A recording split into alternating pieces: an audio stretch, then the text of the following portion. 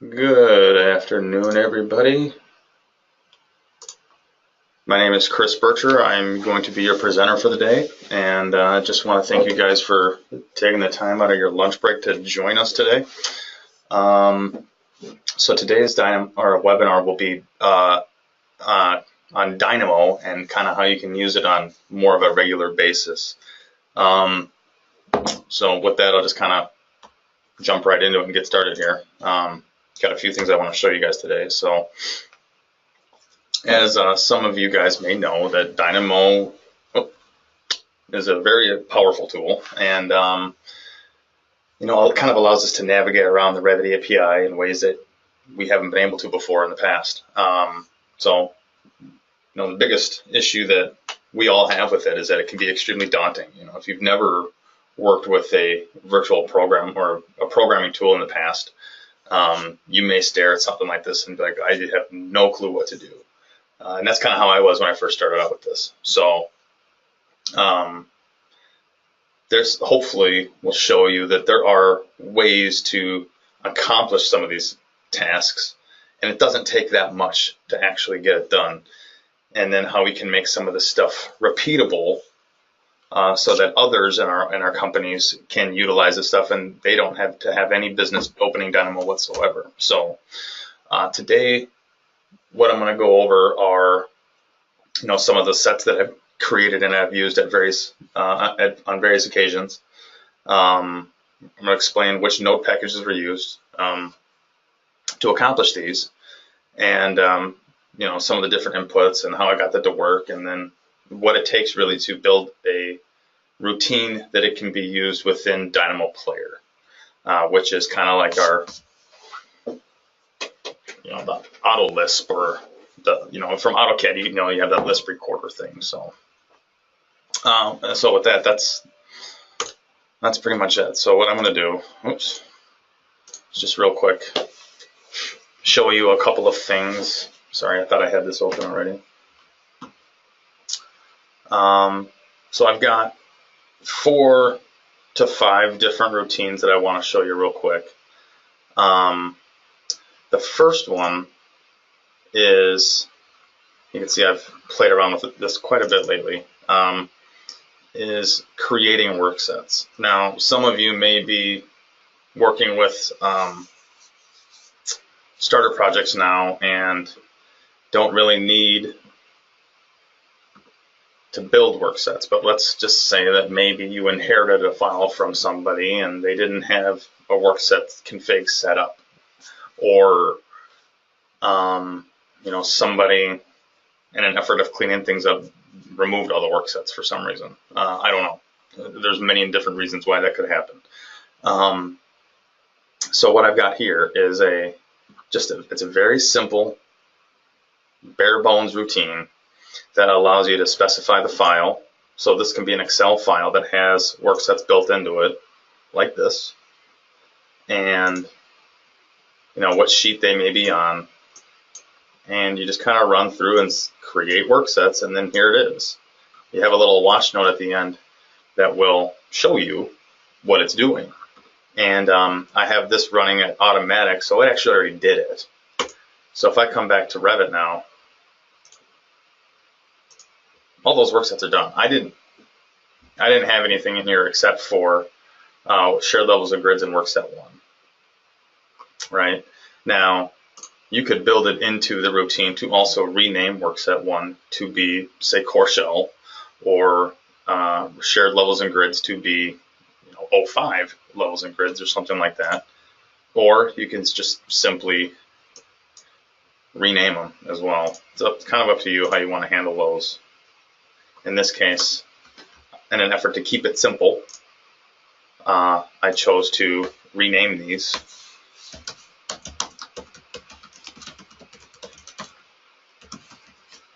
And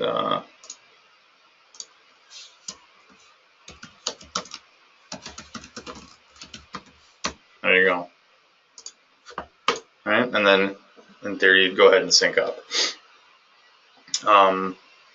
So one very, very simple thing to do, and can be used on a number of different occasions, right? So that's the first one. So now that, let's pretend that I'm going through this process of I received a file, I created my work sets. Well, now I need to take all the elements that effectively have been attached to work set 1, or now the core shell work set, and assign those to other work sets. All right? So this is a task that can be pretty annoying and time consuming. So again, it's another simple routine that allows you to go by category in Revit, what categories you want to work with here, and which work sets you want to assign them to. So here's the complete list of work sets that I just got done making. This is every single possible work set type within the Revit environment. And you get to basically make it happen. So I'm going to say, and this is the very basic one. So take furniture, for example, run. And it's going to go through its piece. I'm going to get a warning here, and you can see, and I'll explain what this warning is. So you can see I've got a bunch of nulls, or a few nulls here at the beginning, and if you scroll down through this list of elements that were affected, you see there's a number of them. What's happening back in Revit here, and I can actually show you what's going on.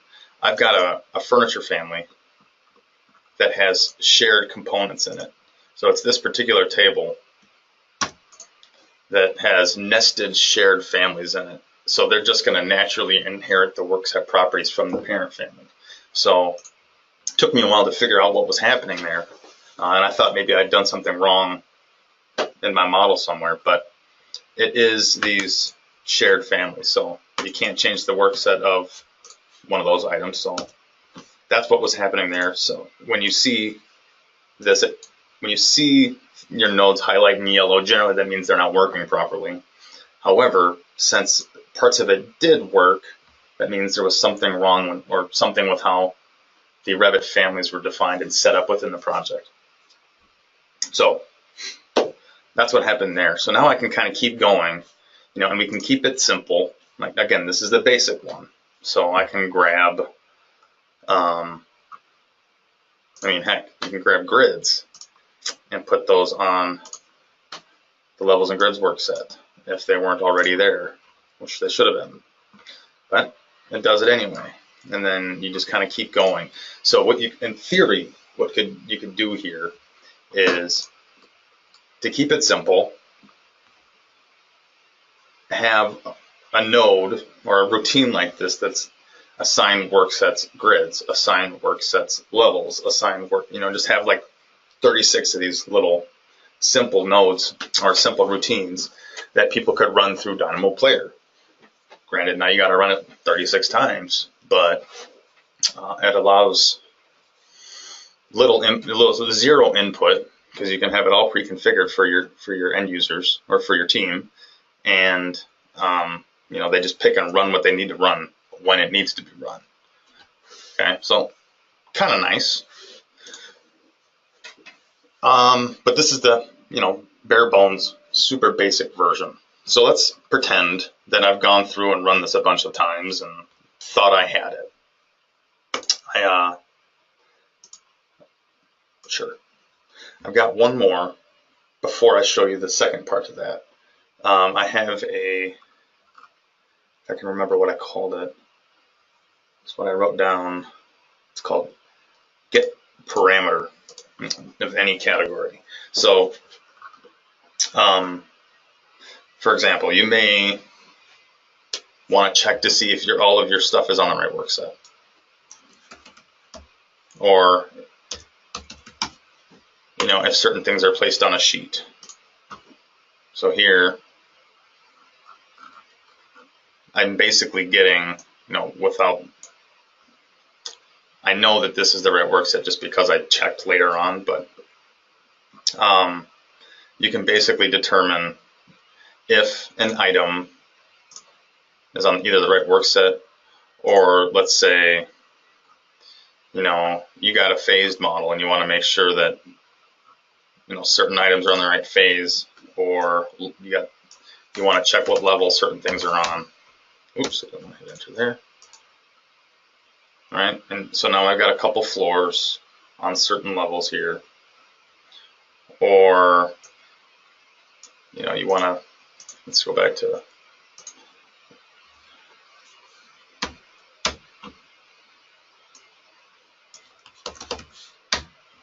I'm gonna stop hitting enter there. And you can just, basically this just allows you to report any possible parameter that you could think of. Some of them will involve a couple of extra nodes in here real quick, like the workset one. It gave me the ID number. It didn't actually give me the workset name. So you'd be able to potentially there's a couple of nodes in here to grab the workset name, and I'll show you how that works here in a second. But for example, the reason why I want to come in here, say with doors or walls, and looking at workset, you'd come in here and notice that they're all the same, and they're supposed to be different, right? So they're all reporting the same workset ID in this case. But I've got exterior walls, I've got interior walls, I've got exterior doors, I've got interior doors. This here is telling me that they're both on the same workset. There is no separation of these elements at this point. So I would need to correct that, which is where this assigning to worksets node can get a little complicated, which is this node that I'm opening right now is, and this looks a little bit more complicated than it should be because it just wasn't very careful with the layout here, but this basically allows you to take multiple items, assign items to multiple worksets all at the same time. So, example, I could do a core shell, I could do interiors, I could, well, if I had furniture, I could do that one. And then this one's just not sitting on anything right yet, so I'll just leave that one alone. So here we have workset name, and then, what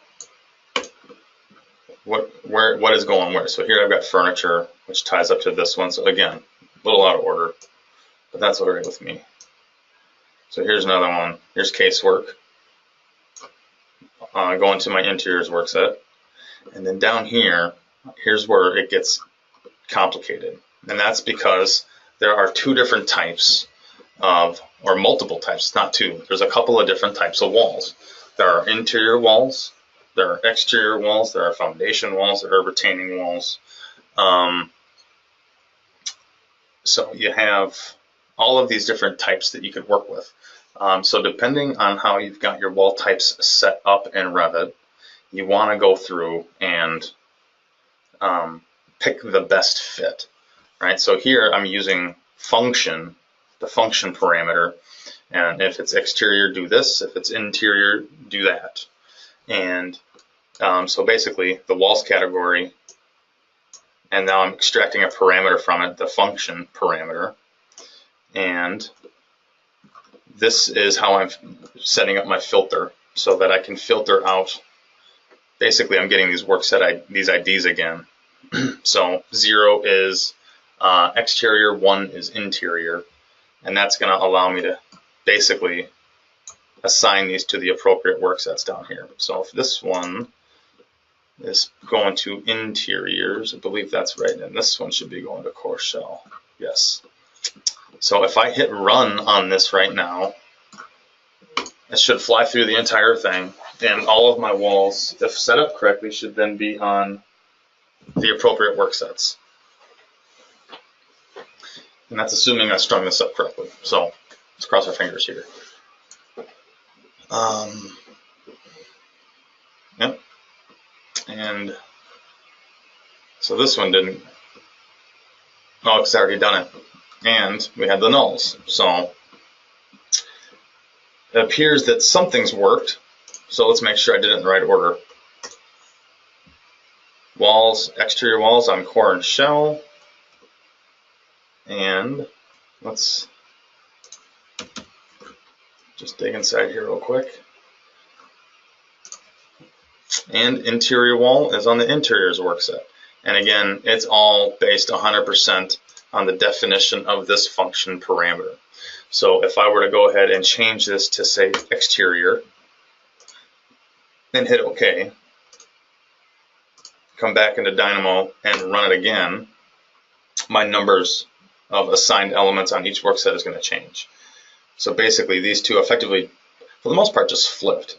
So I had a lot of those interior partitions, but if you look at it now, it's on the core shell work set because it was basically, I had set it up so that it was not interior. So the exterior, the foundation, retaining, soffit, and core shaft were all not interior walls so that it becomes automatically a part of the exterior function, or basically it all becomes automatically part of the core shell work set. So again, I'm going to change that one more time. Back to interior and run it one more time. So, but basically what I'm getting at here is that we can assign a number of different things, and you can build this out and build it out to your liking, you know, following almost a very similar breakdown here as to how I set the walls up for pipe systems, for to reassign your piping systems, your HVAC systems. Effectively, you can do it by circuits, you know, and the more you put into it, the more in depth this is going to get. And it's just your company standard. So if you inherit a file from an outside group, and you want to make sure that all of those elements that they had already modeled has the right work set list. You know, you create your own work sets, but then you want to make sure that those elements are on your work sets. Then you'd run this routine, and effectively, you could have it mapped through Dynamo Player in a sense. Especially if the last time you ran it, it was the same exact work set list. You know, you wouldn't have to think about remapping all your work sets, and if you were doing that, you definitely want it to be a little bit neater than what I've got going on here. But effectively, that's how it would work out. So, yeah, and just I want to make a note. This filter here is what threw me off for a little bit when I was writing this, and it's because of the number right here.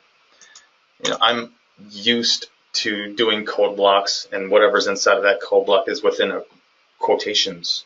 The quotations in this case, if I put this 0 or 1 in quotes, it broke it, and it no longer worked.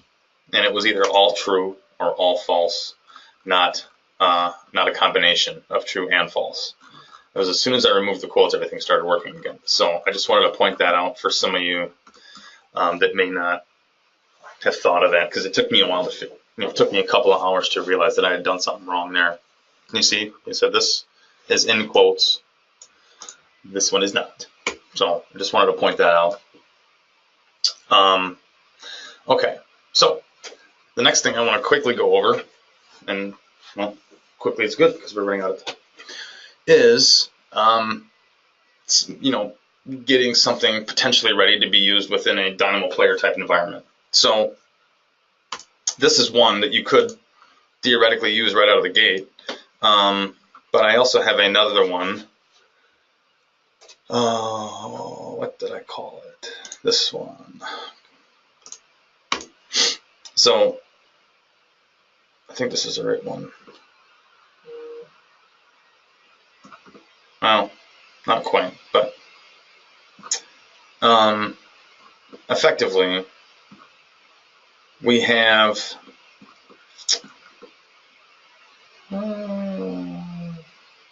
I tried to do this. This is not the right one. Hold on, sorry.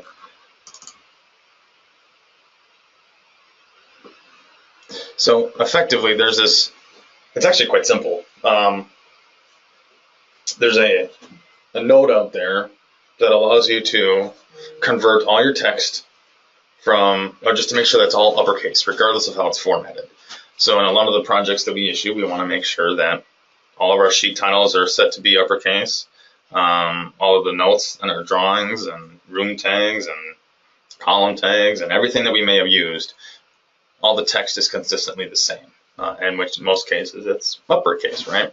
So example being, my sheets are not formatted correctly, and I've got my floor plan here where some of my room tags are not formatted or are not named or labeled correctly. Everything's showing up as caps first word kind of deal, right?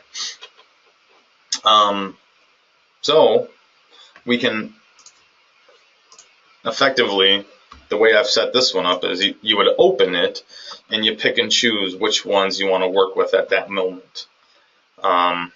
So we could always just say, in every single situation, it's always going to be true. I always want to convert my text, my rooms, my levels, my sheets, my views on the sheets to be uppercase at all times, right? So then I just had these little watch nodes at the end just so that I could visualize what was changed, right? That's all that these watch nodes are going to do, is allow us to see what we actually worked with. So in this case, I'm just going to quick save this and close Dynamo because I want to run it through Dynamo Player. So what I can do here with Dynamo Player, if the nodes are set up for it, you could effectively run any one of these. So I've got this one mapped to a specific folder,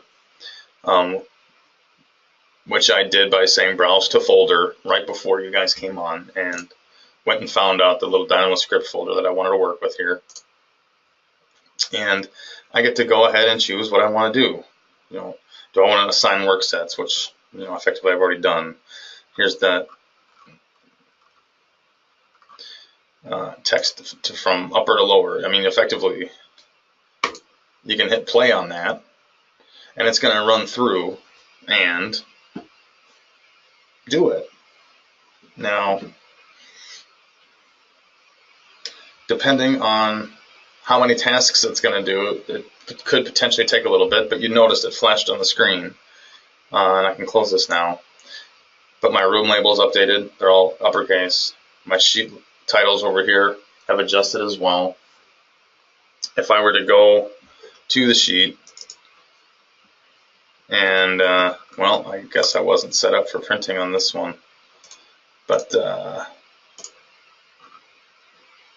and I did figure out something with this one too. It's only doing title on sheet, the override. So if you don't have an override in place, it's not actually renaming the views that you've used. It's only renaming that override title on sheet property. So you would want to make sure that that's the one you're working with. And in most cases, a lot of you already are. So that makes it really simple then.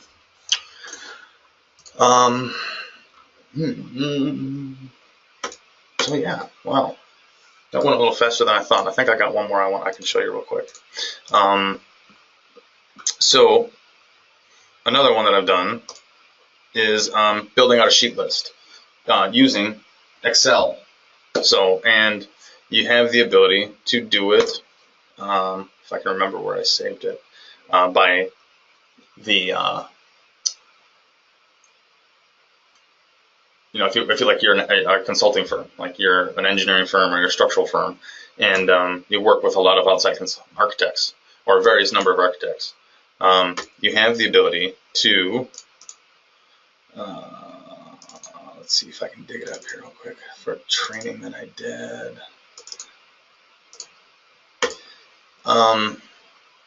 You have the ability to create, let's see, where is it? Based on, create your sheet list based on, sorry, I keep, based on the clients types that you work with. So in this case, I don't have the right view in here, so I got to quickly make a drafting view. Now, it wants to go ahead and put a view on the sheet, and the process will fail if you don't have a view to place. So what I always do is I build an empty drafting view, and that's how we trick it into working, because you can't have an empty drafting view on a sheet. It's just not possible. Revit won't let you do it. But this is a way that we can trick Dynamo and Revit into building out our sheet list even though I've got nothing on it. So I have the ability here to set the sheets list up based off client type, and I think I have this one in there. If I hit run, it should run through, reference that Excel file, and build out my sheet list based off name and number, and associate the particular title block that I've mapped to it. And it's going. And hopefully I picked the right one.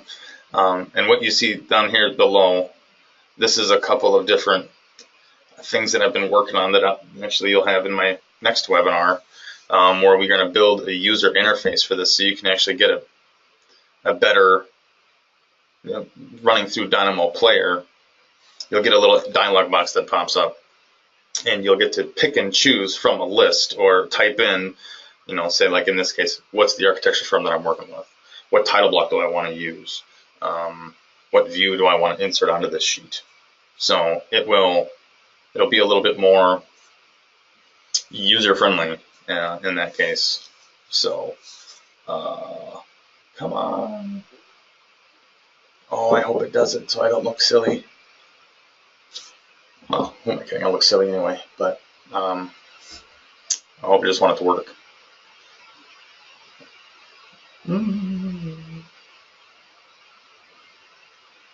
Alright. Yeah. Come on.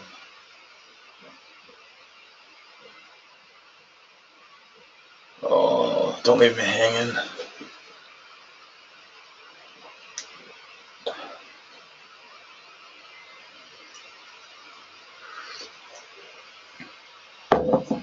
Yep.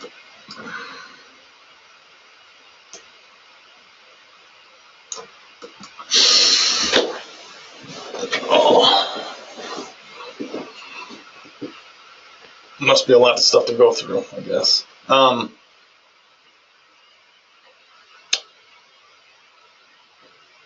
Well, that's all I had to show you guys today. So if you guys want to stick around and see if it actually happens or not, you're free to. If you, oh, shoot, I broke it. Maybe that's because there wasn't this one in here. Let's try again. No. Of course that one doesn't work. Well, let's open it then. Here. Well, now you get to see a little troubleshooting. So, that's why I did it wrong. LSE, not LSA. LSE. Run. There it goes. Now I did it.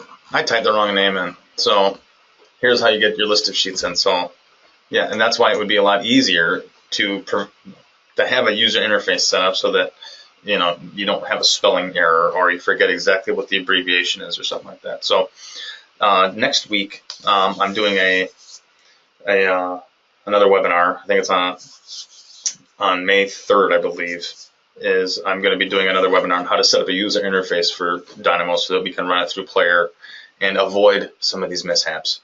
So thank you very much. I hope this was helpful for you guys. And if you have any questions, feel free to reach out to me if you have my contact info, or email your sales rep, or support@cadtechnologycenter.com, and I will certainly answer your questions as I possibly can.